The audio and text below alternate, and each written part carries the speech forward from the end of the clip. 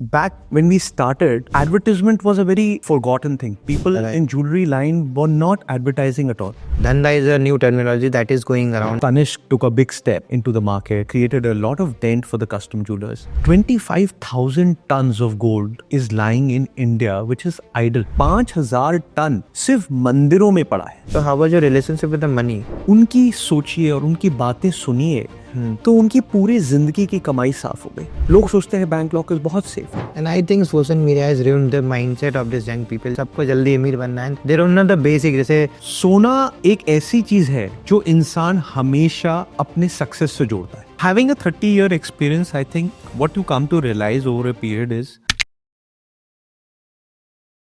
Hello guys, welcome to Karo startup. Karo startup is a place जहाँ पे हम एंटरप्रेन्योर्स को सेलिब्रेट करते हैं, एंटरप्रेन्योरशिप को सेलिब्रेट करते हैं. इसी कड़ी में आज हम लाइव है एक नए एपिसोड के साथ. This episode is going to be very interesting. आज हम बात करने वाले हैं मिस्टर अमोल बंसल जी के साथ. So is the founder of my gold and my gold is a company that is trying to revolutionise gold investing in India and he has been running a legacy business from last 20 years. तो बहुत सारे ऐसे insight होंगे from building business from scratch, converting a traditional business into a modern startup, and the experience that he has got in the industry is definitely great. So बहुत सारी चीज़ों पे हम बात करने वाले हैं. We'll be talking about the investment, gold and everything.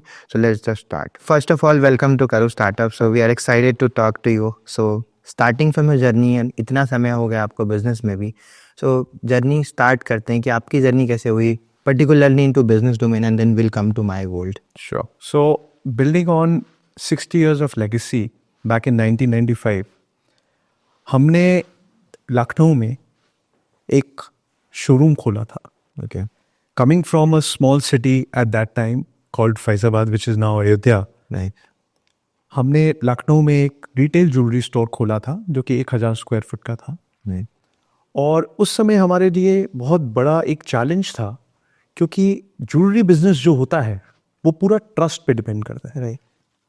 दो हम फैजाबाद के सबसे बड़े ज्वेलर थे, पर वहाँ से जब शिफ्ट हुए it was a big step for us, right. So in the last 27 years, thanks to God and thanks to the trust that we have been able to earn, हम आज एक 1,000 स्क्वायर फुट के store से 10,000 square foot के store पे हैं. And we have been able to cater to almost whole of Lucknow and people around. So that is very thankful of us, thankful to God that we have been able to achieve this. So just want to know the experience of running a family and legacy business, क्योंकि time हमेशा evolve होता रहता है, right? The way you do businesses, customer mindset भी change होता है. Comparatively उस समय का mindset कैसा था and now when people are coming in offline and buying gold? बहुत बहुत डिफरेंस है. देखिए पहले क्या होता था, सिर्फ कस्टम ज्वेलर्स होते थे. बैक व्हेन वी स्टार्टेड, मुझे याद है कि advertisement was a very forgotten thing. People in jewelry line were not advertising at all. So back in 95, that was one of the biggest steps that we took. That हम जब लखनऊ में आए, so we came with a bag. There were hoardings that we had put up all around town. There were newspaper ads that we were doing, and it was something that was very unique then. By 2000, every jeweler had come into advertisements, right? So then we started evolving into how to do it better. Going forward to another 10 years, you see social media coming in, everything else has come in. You see Tanishq took a big step into the market, created a lot of dent for the custom jewelers. तो वो भी एक बड़ा step था. So at every stage, every 5 to 7 years, what we have seen is either we evolve or you are faded out. Right. So every 5 years we made a genuine conscious attempt to keep changing. आज 1,000 square feet से start करके 10,000 square feet का store हमने उसी evolution को compete करने के लिए ही किया है. So that we keep evolving to the demands of the customers, and that has helped us to keep growing. So startup is a very buzzword right now, right? Everyone talks about that, but I believe कि धंधा is a new terminology that is going around, and जो businesses profit बना पा रहे हैं, that is the real business. And now those who have been running a legacy business like you were doing, and now you're transforming into a startup, I can say that. So what inspired you to do that, and why you think this is the right time for you? See, when COVID happened, Aman, so हुआ क्या, COVID gave us lot of time to introspect, right? हो मानते हैं हमारा 25 साल पुराना business था जब कोविड आया, लेकिन तब भी क्या था ना, there is always scope for evolution, there is always scope for growth. And उस इंट्रोस्पेक्शन में हमें दिखाई दिया दैट 25,000 tons of gold is lying in India which is idle. उस 25,000 tons of gold का 5,000 टन सिर्फ मंदिरों में पड़ा है. राइट. सो ये एक ऐसा अनयूटिलाइज्ड कैपिटल है हमारे देश का जो कोई प्रोडक्टिव एसेट नहीं है. And India is a gold obsessed nation. हमारे देश में सोने का पागलपन है. बिल्कुल. राइट. तो अगर आपको कोई भी सिक्योरिटी चाहिए तो हर घर में सोना दिखता है. तो हमने ये सोचा कि क्यों ना इस नॉन प्रोडक्टिव एसेट को जो हमारे दिमाग में एक बना हुआ है आज के यूथ के जनरेशन में, मैंने देखा कि it is fading. Gold as an asset is fading. आदमी कहता है यार ये तो खाली पड़ा रहेगा, अरे इसको हम लॉकर में रख देंगे, बैंक में रख देंगे, घर के लॉकर में मम्मी के पास पड़ा रहेगा, मैं तो पहनती नहीं हूं, मैं तो बहुत so that is why gold as a asset was losing its lustre. हमारा इंटेंट माई गोल्ड के द्वारा ये है that we should revive gold as an asset, make it a productive asset, right? So that every time you think of the safest asset और जिसमें growth भी है, productive return भी है, वो सोना होना चाहिए. So that is how we conceptualized My Gold, and that is the basis on which My Gold is built. What exactly My Gold does, and digital investing is something that is making sense to me right now. क्योंकि I'll tell you, so I remember incident, क्योंकि हमारे घर में सोना हुआ करता था, जो mentioned कि सबको छुपा के when we used to go outside and घर वाले बोलते कि जल्दी चलना है and रूम को ज़्यादा दिन तक खाली नहीं छोड़ सकते. And I remember incident कि हमारे घर में भी चोरी हुई थी, and that was of gold was 7 to 8 lakh and way back, more than 10 years back, and उस समय उसकी वैल्यू भी थी. Now it is making sense कि ठीक है, you should have that digital gold, या फिर आपको कहीं पे उसको सेव करके इन डिजिटल फॉर्म रखना चाहिए एंड रखना पड़ेगा. Now people are shifting to that. तो एग्जैक्टली में माई गोल्ड क्या करता है and what is the mission behind this? Okay, so My Gold has very clear vision of mobilizing how gold is seen as an asset. Right. So आप सोने को एक asset class में कैसे देखते हैं, हमें इस सोच को बदलना है. अब मैं आपको बताऊं, अभी आपने 10 दिन पहले लगातार 3 दिन बड़े न्यूज़पेपर्स में पढ़ा होगा, सूरत में बैंकों में लॉकरों में चोरी हुई, राइट. मुजफ्फरनगर में चोरी हुई, लखनऊ में 42 लॉकरों में से सारा साफ हो गया. राइट. अगर आप वहां पे जो पीड़ित हैं उनका आप उनकी सोचिए और उनकी बातें सुनिए, तो उनकी पूरी जिंदगी की कमाई साफ हो गई. लोग सोचते हैं बैंक लॉकर्स बहुत सेफ है. अब जो उसमें रखा गया उनका जीवन की पूंजी थी वो साफ हो गई. उसके बदले में बैंक क्या देगा? बैंक उनको मात्र उस लॉकर की एनुअल फी का 100 टाइम्स देगा, which would be hardly what 2 lakh 3 lakh 4 lakh. पर आपको क्या लगता है आज के डेट में जहां सोना 8,000 रुपए चल रहा है, 1,000 रुपए ग्राम, 80,000 रुपए पर प्रति 10 ग्राम चल रहा है, वहां पे 4 लाख की कोई वैल्यू है? आपके जीवन की पूंजी का कोई वैल्यू नहीं रहेगी. तो हमारे पास माई गोल्ड को कंसेप्चुलाइज करके और आज बनाने का यही कारण है कि हम जो सोना घर में आइडल पड़ा हुआ है, जो लॉकरों में सोना आइडल पड़ा हुआ है, जो आपके बदन पे नहीं रखा है या आप जो इस्तेमाल नहीं कर रहे, जो आपने अपनी जीवन की सिक्योरिटी के लिए रखा हुआ है, which could be in the form of Boolean, which could be in the form of coins, which could be in the form of jewellery, जो कि पुश्तैनी है, सिर्फ सिक्योरिटी के लिए रखी गई. क्योंकि कई बहुत पुरानी ज्वेलरी है जो टूटी है, लेकिन लेडीज के लिए सबसे बड़ी सिक्योरिटी. तो लेडीज उसको कहीं दे नहीं सकती. उनको लगता है कि कल को कुछ भी हुआ, खुदा ना खास्ता, यही सोना मेरे काम आएगा. राइट.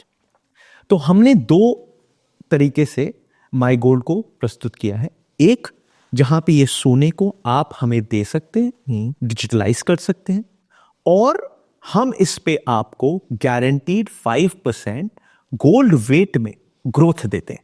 तो अगर आपका 100 ग्राम सोना आपने दिया तो साल के अंत में 105 हो जाता है, अगले साल 112 ग्राम हो जाता है, एंड सो ऑन कंपाउंडिंगली वो 5% प्रति साल बढ़ता रहेगा. सेकेंडली, ये गोल्ड आपको 24/7 एक्सेस के लिए रहेगा. मतलब 24 घंटा सातों दिन आपका सोना आपके लिए काम कर रहा है। आप जब चाहें आप फिजिकल गोल्ड अपने घर पे वापस मंगा सकते हैं 24 कैरेट शुद्ध फॉर्म में। दूसरा, कभी भी आप चाहें आप अपने बैंक में इसका इक्विवेलेंट पैसा इमीडिएटली सेल करके पा सकते हैं।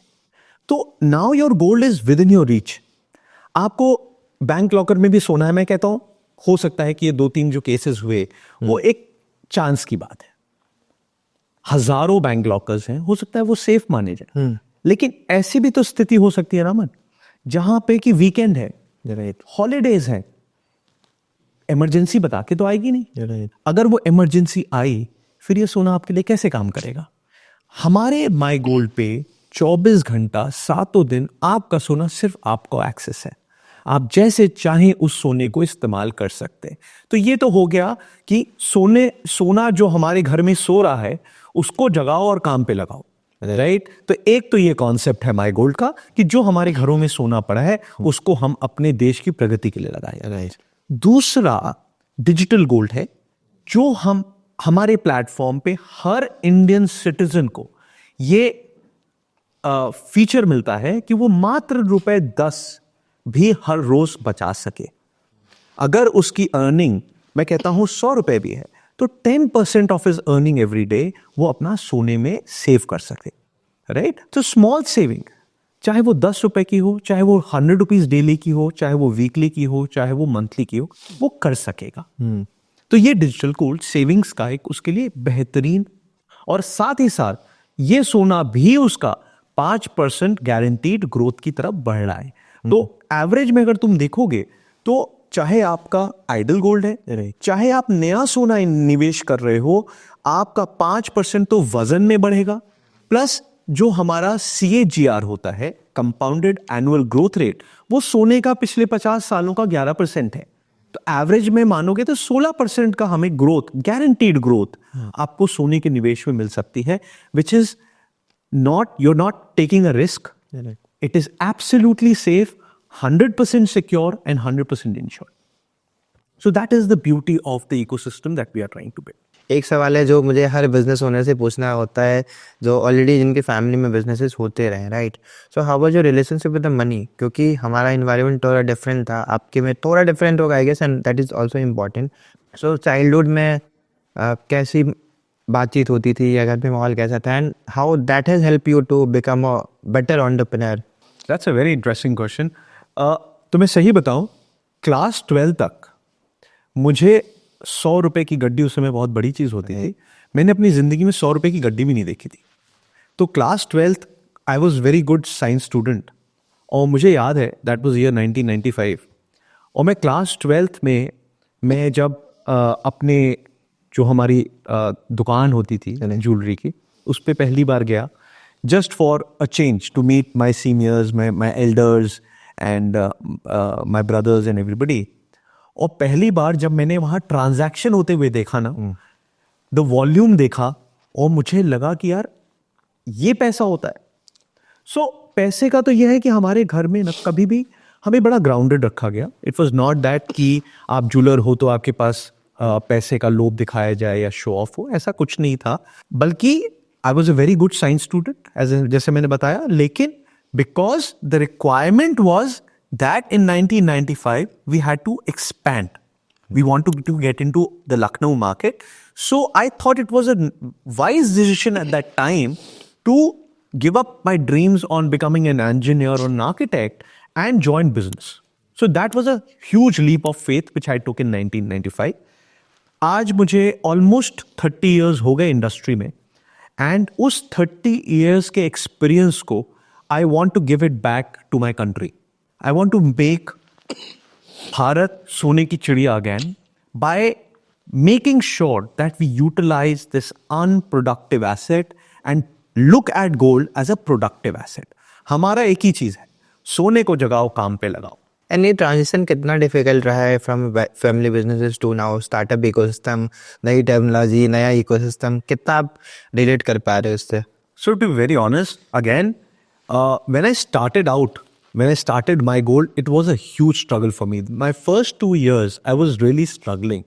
Because देखो क्या होता है कि आप जब एक रिटेल बिजनेस में होते हो, you know, you have a way you have been working. Right. You have become very comfortable in that retail space. काम करने के तरीके में it's very easy. Coming on to a startup, you're starting all over again. So it was like going back to my shoes in 1995 and trying to step into them, you know. So I'm not getting any younger, right? So आपका struggle फिर से शुरू होता है. Right. You're trying to meet young boys. Now the team that I have is 19, 20-year-old to 35, 40-year-old, right? और आज उनके साथ डील करना is a new challenge for us. But thanks to God I have a very very motivated team. चाहे वो tech side की team हो, चाहे मेरी ऑपरेशंस हो, फाइनेंस टीम हो, everybody is totally motivated and they believe that we will make Bharat सोने की चिड़िया आगे. Great. And you were saying you started in 1995 and वो मैं सोच रहा था कि I was born in 1998, तो वो इवॉल्वमेंट देखा आपने, वो जो लर्निंग करी है डेफिनेटली वो हेल्पफुल होती है हर फेज में, चाहे वो आप बिजनेस करो कुछ भी करो. और क्योंकि सोने की जब बिजनेस की बात आई तो it's all about the trust, right. हमें भी याद है जब बचपन में जाते थे कहीं भी मम्मी लेके जाती थी तो एक ही सोनार होता था, उनके यहाँ ही जाते थे हम, और हर कोई भी प्रोडक्ट हो, राइट. तो वो जो ट्रेडिशनल वैल्यूज़ हैं, जो ट्रस्ट है, उसको मेंटेन करके एंड दिस फिनटेक अप्रोच में इसको कैसे दोनों को बैलेंस करके चलना होगा. Traditions are the edifice of the foundations of business, right? They will not change. हमारा ट्रेडिशनल लैंग्वेज ये कहता है that trust and transparency are two things जो हमारे बिजनेस को स्टैंड करने देती है. So we can't take that out. Now what this fintech does, जो हम वेलटेक बना रहे हैं, it is a bridge that allows this tradition to merge very beautifully with the modern thought process, right? Keeping our base in traditions and with a modern outlook, we are launching MyGold. We want to appeal to all youngsters so that they understand that there is trust, there is transparency, there is 100% security, and yet they can be safe in investing their money with MyGold. Gold investing की बात करें, there have been a lot of platform, very few, but yeah, people have been frequently doing that. So what is the value proposition for MyGold that you are carrying?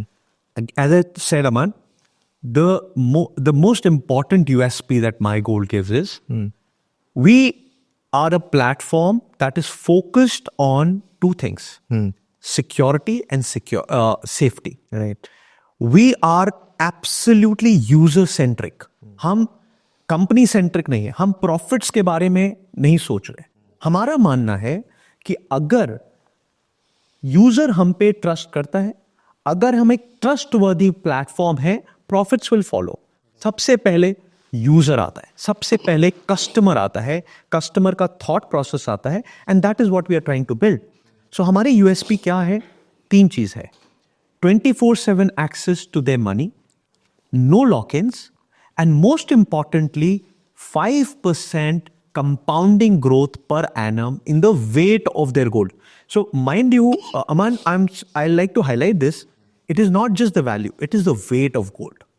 So weight of gold जैसे ही आप करते हो, सारी economics बदल जाती है, right? Your gold value can be changeable, but your weight is something that is consistent, and that is why your gold will always grow. So there are a lot of platforms like Gullak है, जहाँ has been doing the same stuff. तो पहले तो how do you see the evolvement of this fintech landscape in few years? And उसके बाद जैसे हमने बहुत बार सिक्योरिटी की बात करी, how do you make sure कि वो सिक्योर हो? क्योंकि you have been running the business, but जब कंज्यूमर ऑनलाइन पेमेंट करता है and they invest, तो उनके माइंड में कहीं ना कहीं एक संशय आता है कि ठीक है, for example if I am investing in MyGold या जार या गुल्लक, सो आई नो कि 10 साल तक मुझे इन्वेस्ट करना है, बट व्हाट इफ 10 साल बाद वो स्टार्टअप ही ना रहे, कंपनी ना रहे. सो बहुत सारे ऐसे सवाल हैं एज ए यूज़र जो मेरे पास भी आते हैं.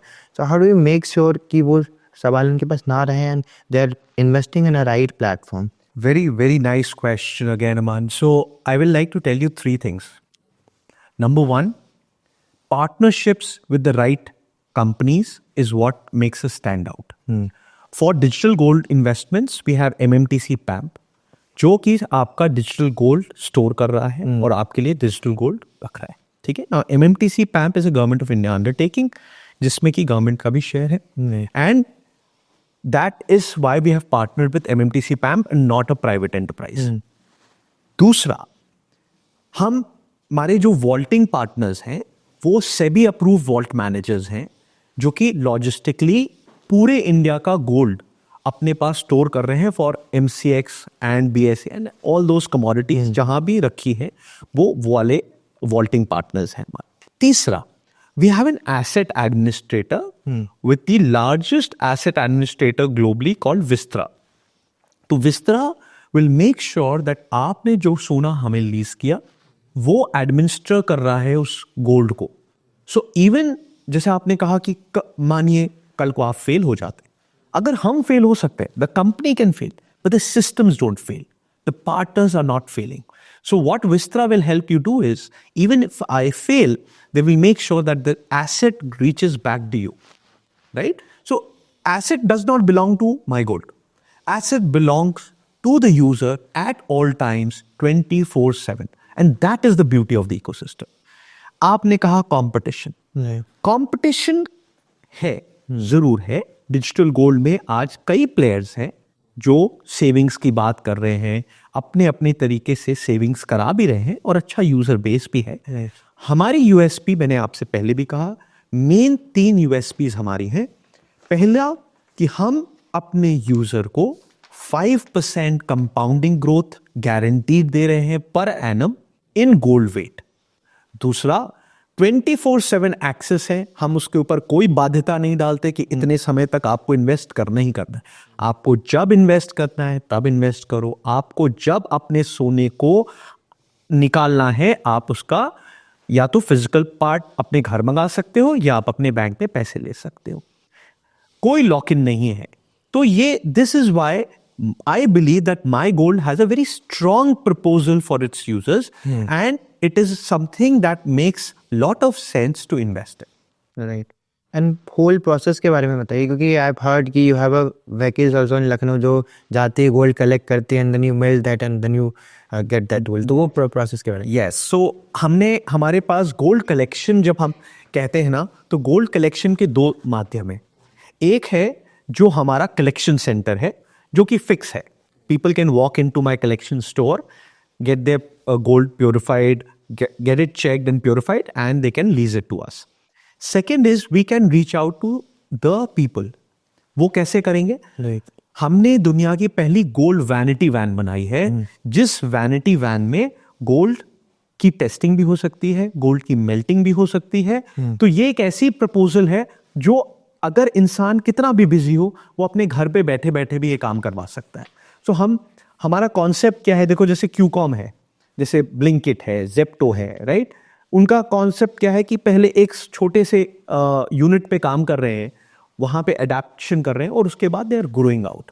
तो हम भी पहले हमने लखनऊ में इस चीज़ को ट्रायल कर रहा है and we have got very good results. People are very very keen to do away with the idle gold that is lying at home. We have been able to appeal to people कि इस सोते हुए सोने को जगाओ और काम पे लगाओ। And India is the second largest consumer of gold, right? And जैसे आपने बोला कि 15% की CAGR से it is growing. So economic growth में कितना हेल्पफुल हो सकता है? क्योंकि अब लोग अवेयर हो रहे हैं, no doubt they are investing in gold, and जैसे गोल्ड का रेट भी भागता जा रहा है पिछले कुछ सालों में, तो अभी आई बिलीव कि वो 1 लाख भी टच कर सकता है। And this is very underrated investment जो लोग ध्यान नहीं देते हैं। People talk about stock market and all that सब, लेकिन उनको पता नहीं कि एग्जैक्टली में ये एक ऐसा एसेट हो सकता है कि जो आपको बहुत लॉन्ग टर्म तक बेनिफिट दे, and definitely with more benefits and more return. तो how that can be helpful? So I will first like to point out the problem. The problem is 25,000 tons of gold that is lying idle. Right. 700 to 900 tons of gold is imported every year by India. तो 7 से 900 ton gold का आयात करती है हमारा देश आयात करता है, राइट? और अगर आप इकोनॉमी फॉलो कर रहे हैं तो आप देखते होंगे इसका हमारे कैड पे, करंट अकाउंट डेफिसिट पे एक बहुत बड़ा प्रॉब्लम है, गवर्नमेंट के लिए भी, इकोनॉमी के लिए भी, राइट?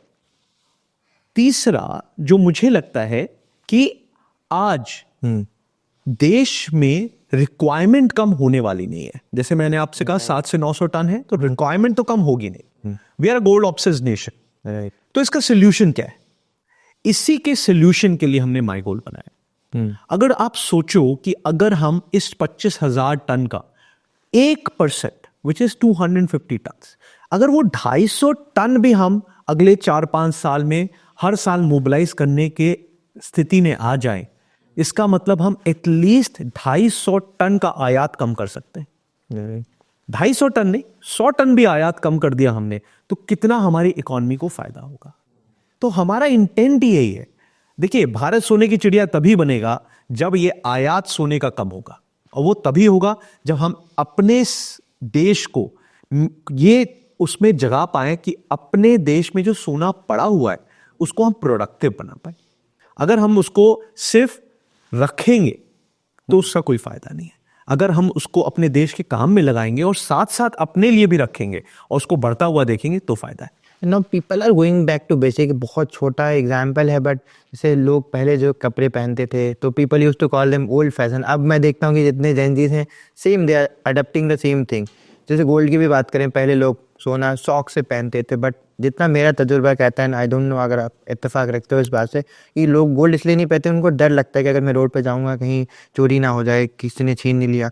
तो आई थिंक ये बहुत मेजर रीज़न है गोल्ड ना पहनने के लिए। और जो मेंस है वो भी ज़्यादा एस्पायर करते हैं कि मैं भी गोल्ड पहनूं, लेकिन वही आपको पता है सारी चीज़ें वही प्रॉब्लम फंस जाती है। तो कितना रियलिटी इस बात की है, और जैसे आप बिजनेस ओनर भी हो सेम कैटेगरी में, तो इस बात में कितनी रियलिटी है, हम कैसे इसको थोड़े से बेटर कर सकते हैं इन टर्म्स ऑफ। अगर आप देखो, सोना एक ऐसी चीज है जो इंसान हमेशा अपने सक्सेस से जोड़ता है, राइट? वो सक्सेस क्या है? वो सक्सेस है उसकी सिक्योरिटी। तो सोना एक, yes it is a status symbol also, but at the same time आपके बैक एंड दिमाग में है कि मेरी सिक्योरिटी है। It is not a waste of money, right? तो जैसे आप जमीन खरीदते हो, आप रेंटल सोचते हो, हमें अपना माइंडसेट चेंज करना पड़ेगा और हमें सोचना पड़ेगा कि हम अगर सोना खरीद रहे हैं तो हम इसको रेंट आउट करें, हमारे लिए प्रोडक्टिव एसेट बने। जहां ये thought process I Aman, everything will change.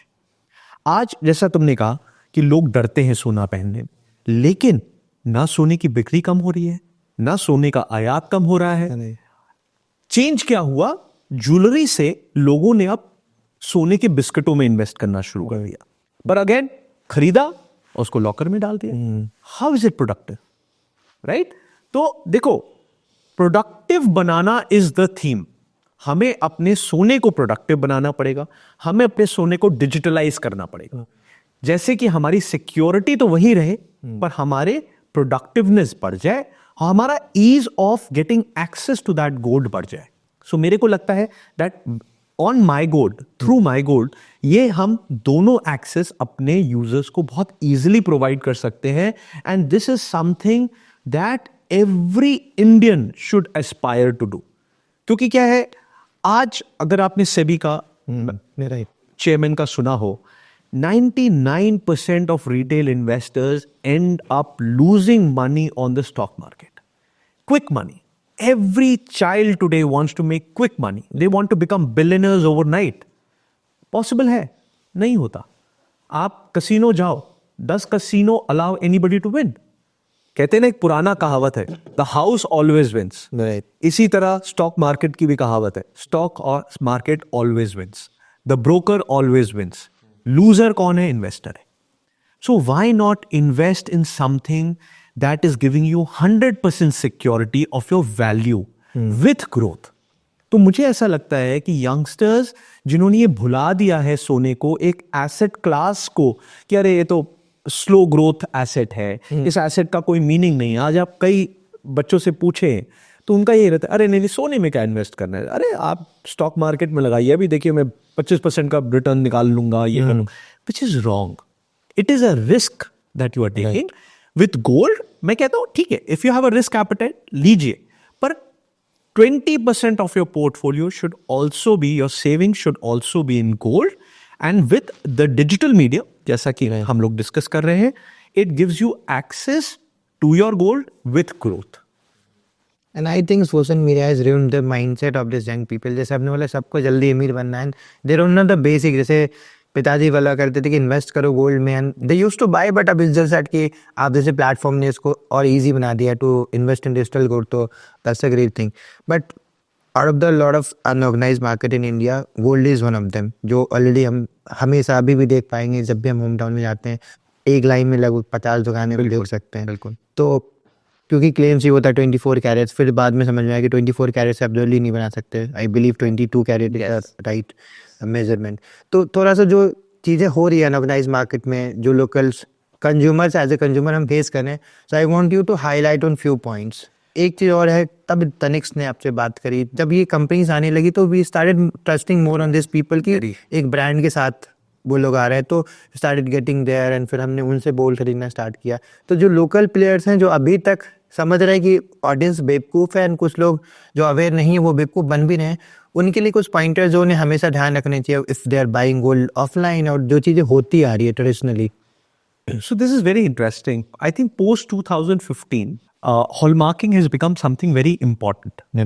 Right? Government is pushing for standards of hallmarking, and काफी हद तक government is also very successful in pushing HUID, hallmarking identification numbers, on the jewelry.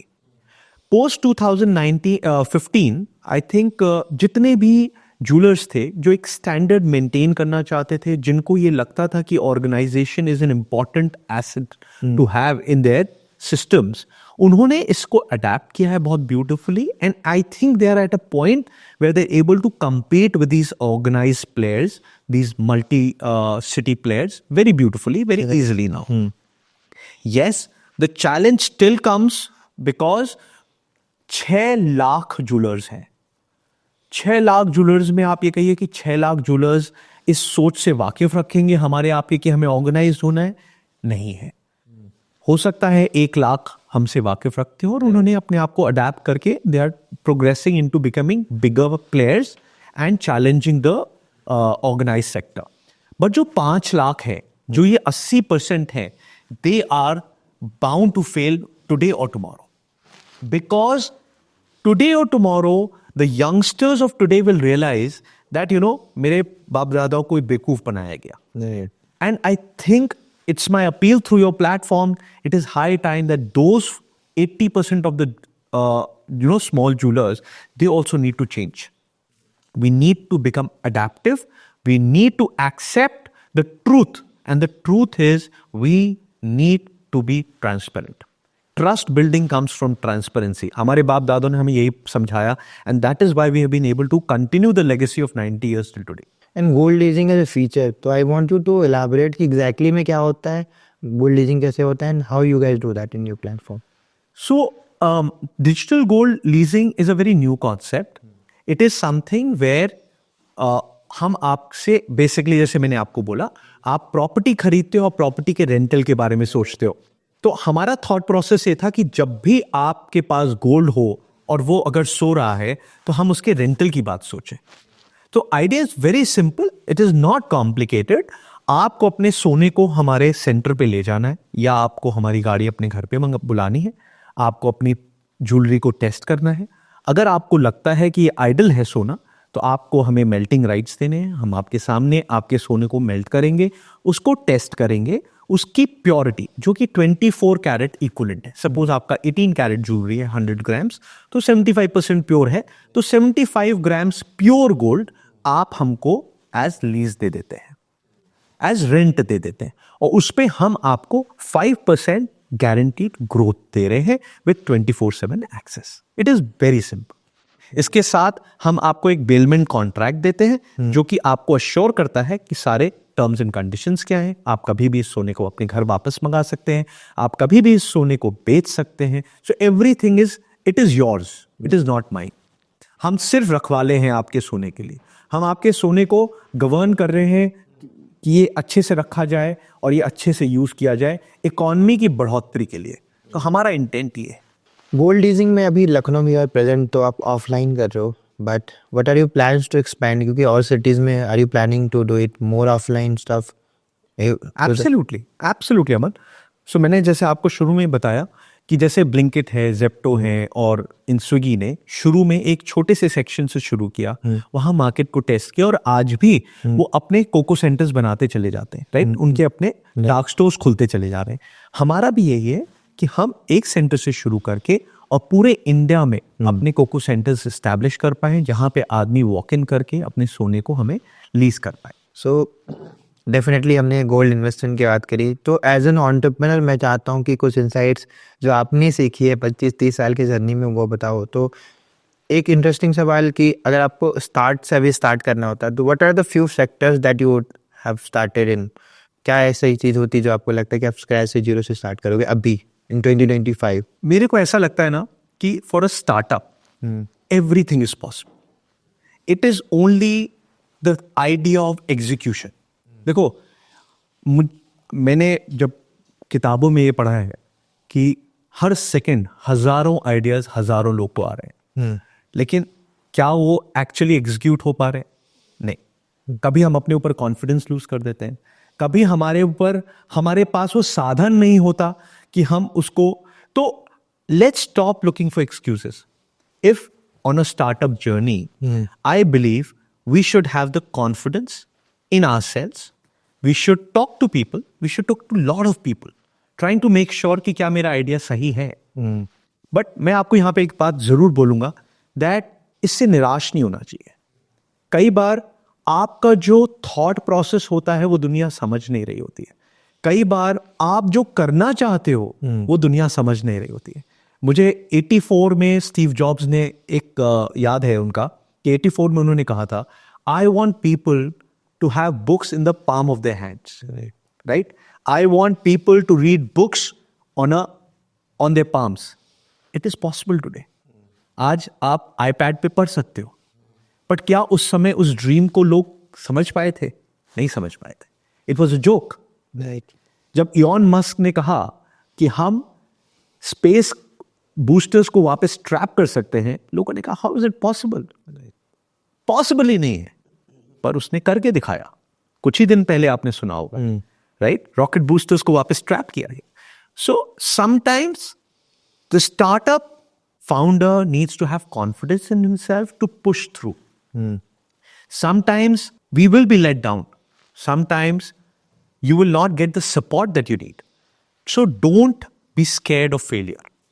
Be confident on yourself to rise again, try again, and be persistent. Persistence, I think, is the key for every young or old entrepreneur. मुझे लगता है कि McDonald's जब शुरू किया उन्होंने, वो 62 साल के थे. He was 62 years old when he started McDonald's. But then McDonald's today is McDonald's, right? There is no age to a startup. There's no age for a startup founder. He can be a 15-year-old or a 70-year-old. Persistence is the key. Right. And जितना I have realized कि किस भी sector में हो, but the foundation of building a company is somehow similar. जो ethics होते हैं, जो foundation होता है, जो तरीका होता है. So आप इतने सालों से चीज़ें करते आ रहे हो, and you have been into multiple businesses, right? So what are the few things that you have already always mentioned कि ये चीज़ें मुझे करनी है so that it can help me lead to a better foundation of the company? My traditions of value and transparency are a foundation that allow me for every business. मैं किसी business में भी जाऊंगा ना, somehow I believe कोई भी business हो, अगर ये foundations हमारी हैं, we cannot fail. Because our customers will not be let down. हमारे अगर ethics सही हैं, अगर हमारे कुछ भी काम करने का इंटेंट ट्रांसपेरेंट है, ट्रस्टवर्दी है, और हम यूजर को सेफ रख रहे हैं, I think every business will succeed. Right. So I was seeing an incident अभी दिवाली में, person order a gold coin from Blinkit I guess, and जब उसके पास वो आया तो weight was different and coin was also different. तो first of all, buying a gold on a quick commerce platform या ऑनलाइन आपको कहाँ तक लगता है कि, क्योंकि अभी people are working on cocoa model की ऑफलाइन भी है, ऑनलाइन भी है, and that is the long base sustainable thing to do, that you are already doing. But जो लोग सिर्फ ऑनलाइन कर रहे हैं, कितना सस्टेनेबल है? और क्विक कॉमर्स की बात करें तो एज अ बिजनेस ओनर आपको क्या लगता है कब तक we can sustain this? I think it's a very beautiful model. See, quick com is a very beautiful model. I think it's a very successful future. And what needs to be done is probably going forward, they will develop better transparent systems for the user to gain confidence. The intent was not wrong, it was just the execution that was wrong. And मुझे ऐसा लगता है अगर 1 ग्राम में 1 ग्राम दिया जा रहा है, it is not wrong. It is just maybe आपने कुछ सोचा और मेरे को दिखाने में कमी आ गई. So that could be one of the misunderstandings that is happening. But the way QuickCom is growing and the way they are able to fight out the negatives, you know, अगर उनको एक negative remark मिलता है, आप 10 दिन में ही देखोगे they have found out a better way to do it. Because as I said, transparency and trust her business का base है. And I think QuickComs have also realized this and they are working very fast on this. They are very quick to resolve these issues. And how are you as a leader, क्योंकि इतने businesses हैं. So mostly जैसे I was talking to I and I realise कि ठीक है, the humbleness that you have is definitely great और होनी चाहिए हर एंटरप्रेन्योर में, चाहे वो किसी स्टेज पे हो. तो what is your approach for talking to your people, जो लोग आपके कंपनी में काम करते हैं, आपके टीम में. सो how do you see your See, what I feel is team makes the success of a company. Right? Absolutely. Founder can only be a guiding star. It is not कि founder makes the company. Founders don't make companies. Founders lead companies. Teams build the company. इसी अपनी सोच पे हम MyGold की team को build कर रहे हैं. Every person who is an employee of MyGold is also a owner of MyGold. मैं हमेशा उनको यही बोलता हूँ, team will build MyGold. I cannot do it alone. And I firmly believe in it. Right. And I'm seeing a beautiful quote. उसमें लिखा था कि main job of a leader is to make more leaders, right? And Absolutely. as a leader, आपको क्या लगता है what few qualities that every leader should have? क्योंकि approach is very important, क्योंकि वो चीज़ें हम अपने ऑर्गेनाइजेशन में भी कोशिश करते हैं कि वो हम मेक श्योर करें कि हर बंदा कंफर्टेबल फील करे talking to each other, right? So वो स्पेस आपने कैसे क्रिएट किया है? Having a 30-year experience, I think what you come to realize over a period is you need to empathize. You need to understand what your employee is going through. What are his requirements? You cannot be totally sitting on a high chair and judging people. You need to be a part of the system. You need to get down to the basics and need to understand the problems and वो करना क्या चाहता है. You need to listen to people. And I think if you're empathizing and listening to your employees, the battle is won. There should not be any problem. And sometimes you find difficult to work with this Gen Z people, क्योंकि उनका mindset definitely different होता है, right? So उनका जो breakdown है वो जल्दी हो जाएगा. वर्क प्रेशर ज़्यादा वो झेल नहीं पाते क्योंकि वैसे environment they have been working, and वो कल्चर आई बिलीव ख़राब है, but this is what they have got, right? जब उन्होंने काम करना स्टार्ट किया. So how do you cope up with this things? So as I said, initially for the first 2 years, it was a very, very, very bad fight for me because coming from a very, from a retail sector where things are very defined, जैसे मैंने बोला, you're sitting on a high chair, you're doing things and everything is running by its own way.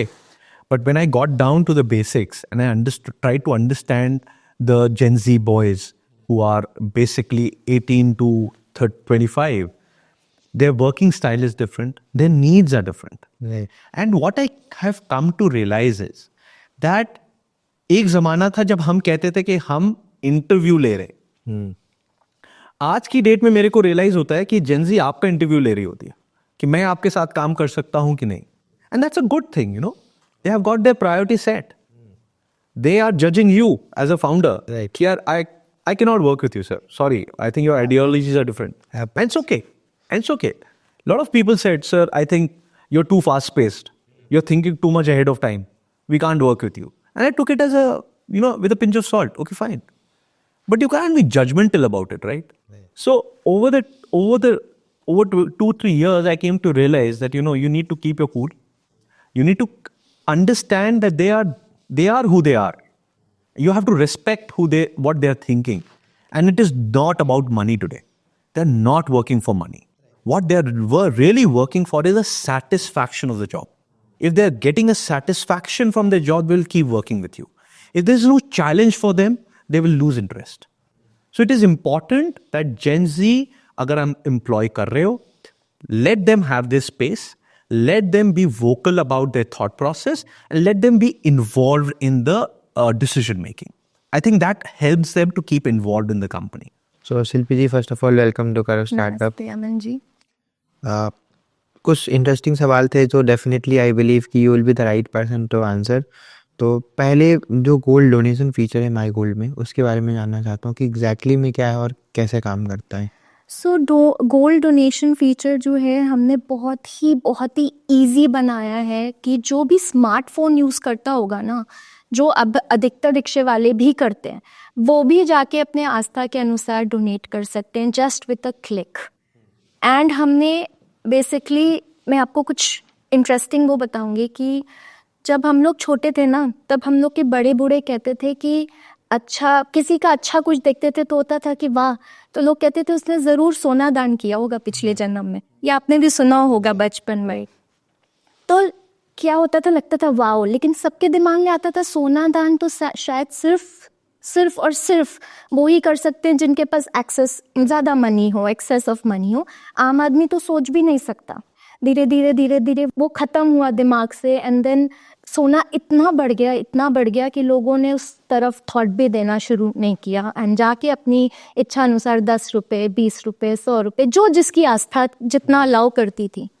लेकिन my gold app ने सबकी आस्था का ध्यान रखते हुए इसमें ऐसा फीचर डाला है जिसमें आप 10 रुपये का भी सोना मंदिर को दान दे सकते हैं।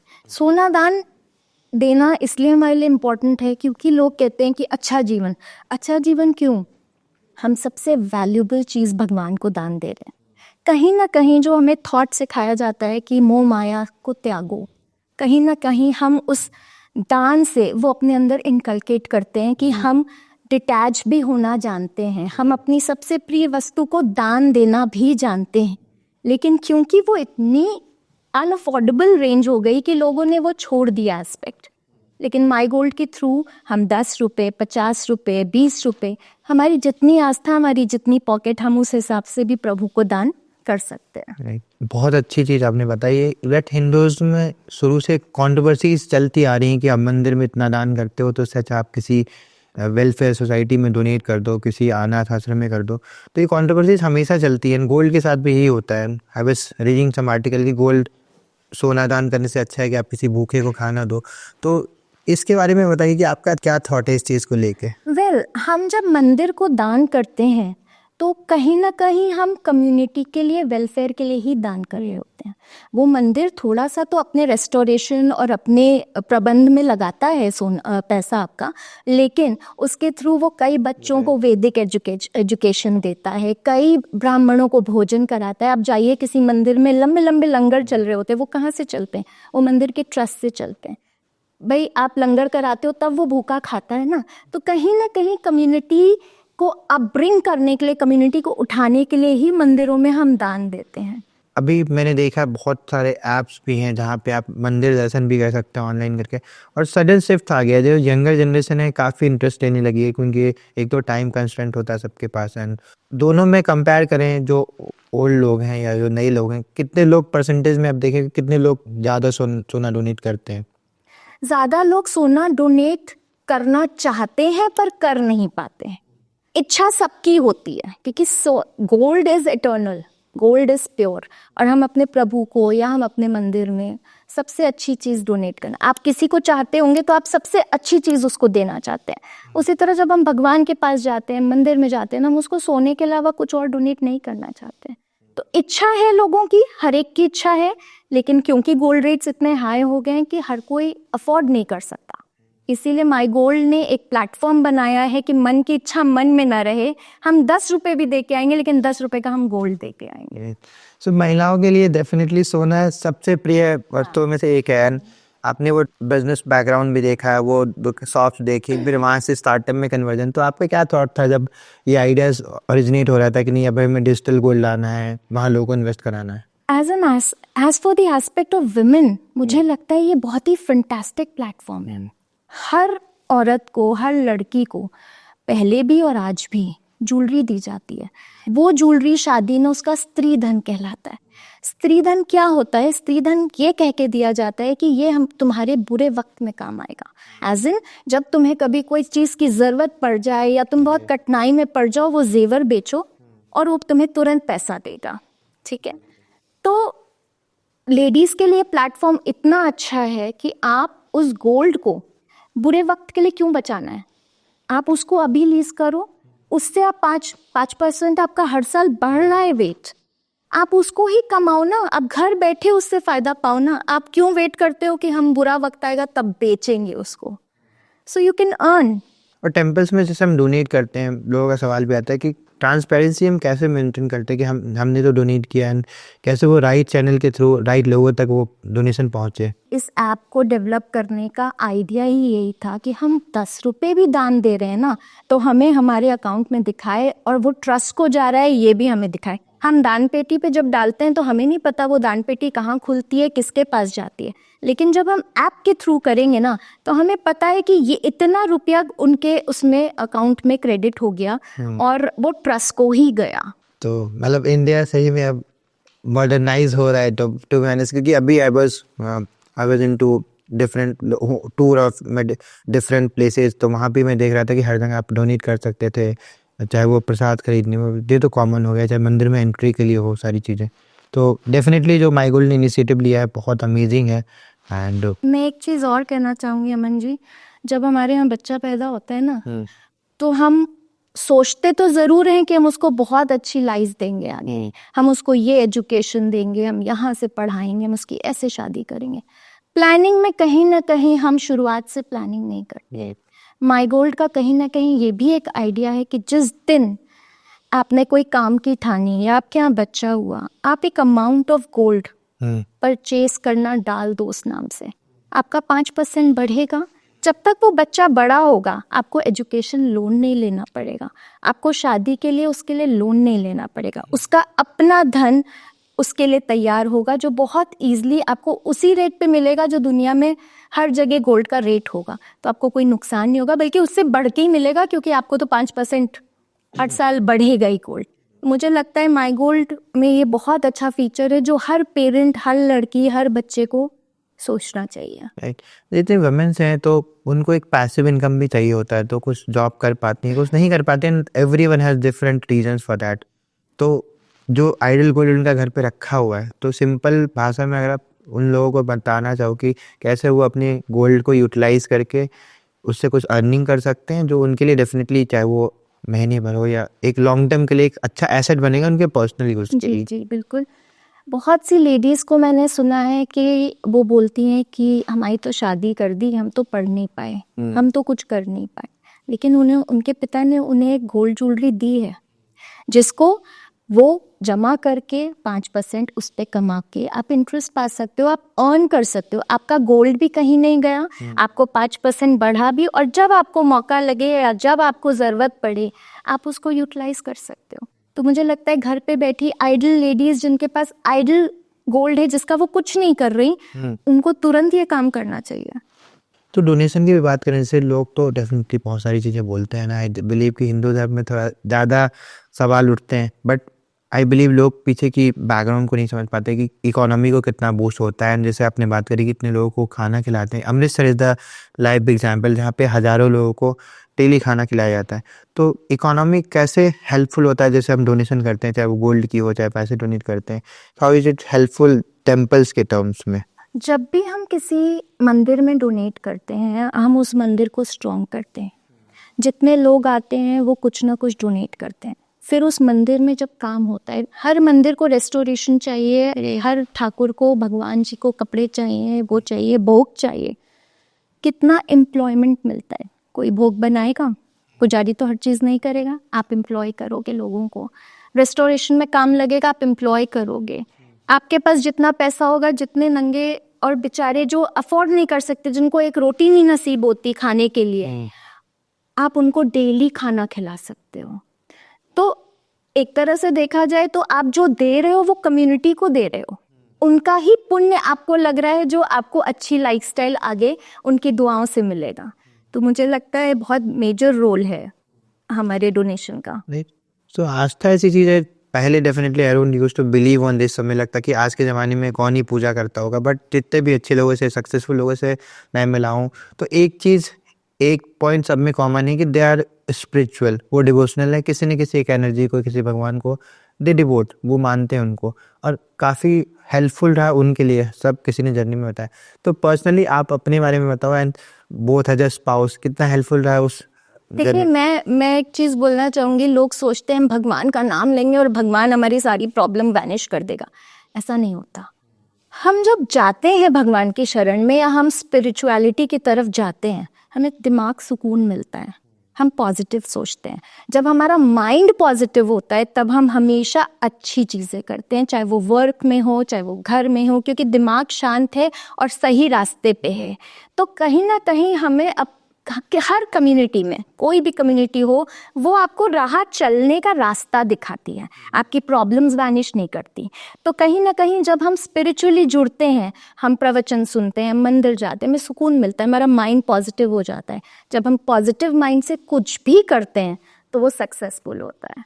डेफिनेटली एक पार्टनर का बहुत इंपॉर्टेंट रोल होता है, एंड जैसे that you are supporting your partner in this particular journey, उसके बारे में बताओ, आपकी कैसी रही आपकी journey, and how you are contributing on the business also? As a partner, I'm really proud of him. सारा कुछ इनका ही सोचा हुआ है, my husband Amol Bansal, and ये सिर्फ अपने लिए एक बिजनेस गेन नहीं है, ये कम्युनिटी के लिए सर्विस है। अमोल का सपना है कि जो सोने की चिड़िया है ना, वो जब इंसान अपना अलमारी खोले ना या फ़ोन खोले ना, एक एक सोने की चिड़िया हर इंडियन के पास हो, सबके पास हो। तो देश डेवलप करे, इंसान डेवलप करे, किसी को ज़्यादा लोन ना लेना पड़े एजुकेशन के लिए, शादी के लिए, हमारे मंदिर मस्जिद सब ग्रो करें, एज अ कम्युनिटी सब ग्रो करें, सबके पास इतना हो कि हम अपने जो अफोर्ड नहीं कर पा रहे हैं हम उन्हें भी सपोर्ट कर पाएँ। तो ये मुझे बहुत ही अच्छा नोबल वो लगा। एंड लेडीज़ के लिए भी ये बहुत अच्छा है, क्योंकि इंडियन पेरेंट हमेशा ये सोचता है कि हम अपने बच्चे को कैसे अच्छी एजुकेशन दें, कैसे हम उसका शादी करें। तो I think he has answered all the problems in one app, that is my gold app.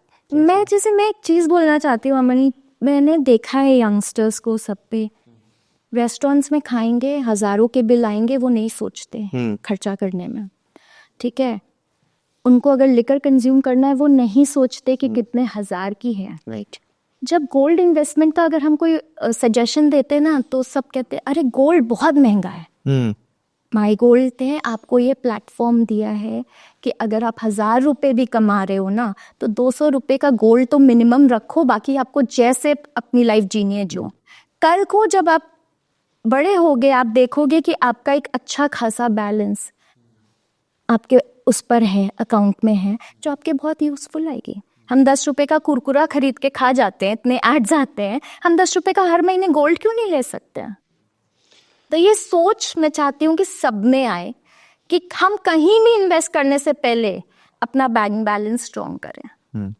पर आई थिंक थोड़ी अवेयरनेस आ रही है, and but as a women अगर आप इस चीज़ को बता रहे हो तो डेफिनेटली आई बिलीव जितनी भी लेडीज़ इन वीडियो को देखेंगी तो start investing in gold, and जो भी आपका आइडियल गोल्ड घर पे वैसे ही बेकार पड़ा हुआ हो तो आप इसको यूटिलाइज करो अपने लिए, अपनी फैमिली के लिए, एंड डेफिनेटली इससे अच्छा कुछ नहीं पूरे वक्त का वेट मत करो। एंड डेफिनेटली हम भी अभी अवेयरनेस आई तो समझ में आएगी gold is definitely one of the safest investment, and people like you are already contributing their part. बहुत सेफ है। लोग प्रॉपर्टी खरीदते हैं, लेकिन भगवान जब उनको ज़रूरत पड़ती है तो औने पौने दाम बेचते हैं, they don't get the right value, right. लेकिन गोल्ड एक ऐसी चीज़ है कि जब आपको खुदा न खास्ता कभी ज़रूरत पड़ी तो आपको वही वैल्यू मिलेगी जो उस समय चल रही होगी। आपको कम वैल्यू में कोई आपको ठगेगा नहीं। तो मुझे लगता है gold is the best investment.